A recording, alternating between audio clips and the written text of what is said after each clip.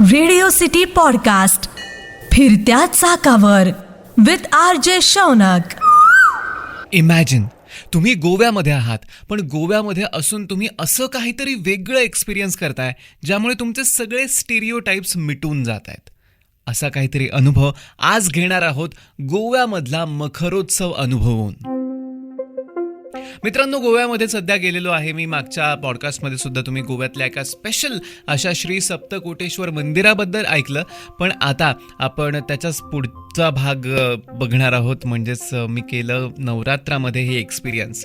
गोव्यामध्ये परंपरा अशी आहे की तिथली जी सगळी धार्मिक स्थळं आहेत ना, तर तिथली उत्सवंसुद्धा खूप जास्त प्रसिद्ध आहेत. म्हणजे तिथे गणपती ज्याला आपण म्हणतो गणेशोत्सव, त्याला चतुर्थी म्हणतात. आणि गणेश चतुर्थी किंवा त्या सगळ्या 5-10 दिवसांमध्ये एवढं सुंदर असं वातावरण तिथे असतं ना.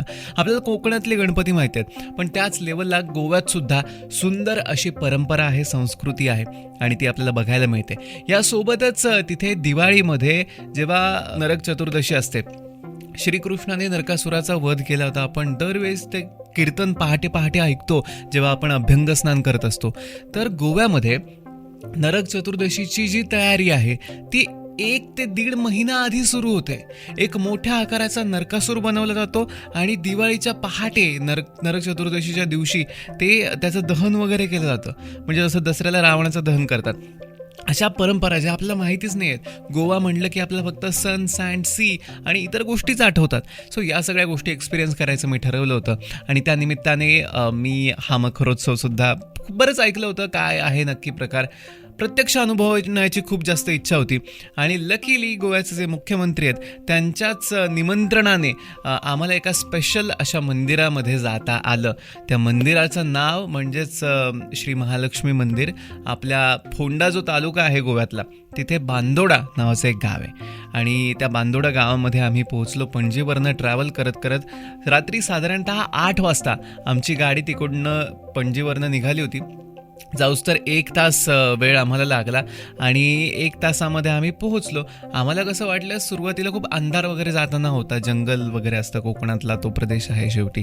आणि तिथे जेव्हा आम्ही जवळ पोहोचलो तर अतिशय गजबजलेलं असं ते गाव होतं, बांदोडा नावाचं. त्या गावामध्ये गेलो आणि श्री महालक्ष्मी मंदिराच्या परिसरात गेलो. गर्दी होती, नवरात्रीचा काळ होता. 9-9:30 वाजत आले होते. आणि मग तिथे आम्ही जसं जसं मंदिराच्या जवळ जायला लागलो तेव्हा कोकणी प्लस मराठी असं कीर्तन आम्हाला ऐकूयला लागलं.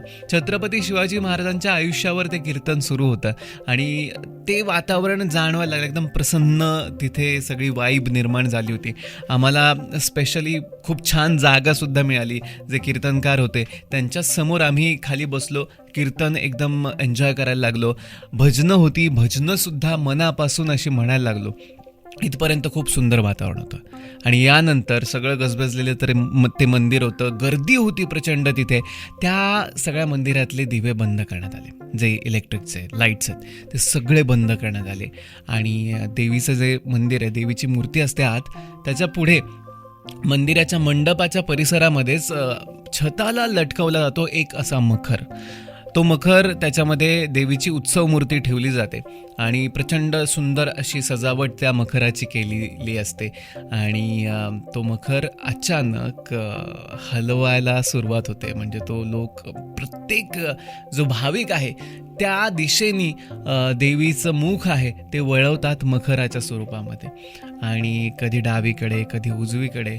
आणि हे सगळं सुरू असताना तुम्हाला साऊथ इंडियन वाद्य ऐकू येतात, कर्नाटक क्लासिकल म्युझिकमधली वाद्य ऐकू येतात. आणि यासोबतच तुम्ही एकदम डिवाईन अशा वातावरणात असता. आरती सुरू असते. जवळजवळ 1 ते 1.5 तास ही आरती तुम्हाला अनुभवता येते. हे सगळं अनुभवलं, डोळ्यातनं पाणी आलं होतं सगळ्यांच्या. कारण सगळ्यांना ते पहिल्यांदा असं एवढं भारी काहीतरी एक्सपिरियन्स ते करत होते. आणि हे सगळं असं मनामध्ये साठवून ठेवलं. याच्यावर एक रीलसुद्धा मी बनवली होती, तुम्ही पाहू शकता. पण जेवढं कॅमेऱ्यामध्ये कॅप्चर होत नाही तेवढं ते मनामध्ये कॅप्चर सर्वांनी केलं. आम्हाला सर्वांना जे कीर्तनाने भारी वाटलं होतं त्याहून भारी या मखरोत्सवाच्या अनुभवाने वाटलं. आणि मी लकीली भाग्यवान असेल, मी एकदम एक्झॅक्टली समोर तिथे बसू शकलो आणि ते अनुभवू शकलो. खूप छान असं मन शांत होऊन गेलं. मखरोत्सव संपला, आरती संपली, मग दिवेसुद्धा लावले गेले. त्यानंतर एक छोटीशी प्रार्थना म्हटली गेली, प्रसाद वाटप झालं. प्रसादसुद्धा फळं होती आणि देवीचा जो नवरात्रीचा प्रसाद होता. आणि आम्ही फक्त एकमेकांकडे बघत होतो. डोळे भरून आलेले होते सगळ्यांचे, अनुभव व्यक्त होत होते असे त्या अश्रूंमधनं. आणि खूप सुंदर वातावरणामध्ये मखरोत्सव अनुभवला गोव्याचा. नवरात्रीचा काळ असेल ना, तेव्हा नक्की गोव्यामध्ये जाऊन हा मखरोत्सव स्पेशली अनुभवा. आणि तुम्हाला मी हायली रेकमेंड करेल हे. RJ Shaunak signing off. Radio city podcast फिरत्या चाकावर विथ RJ शौनक.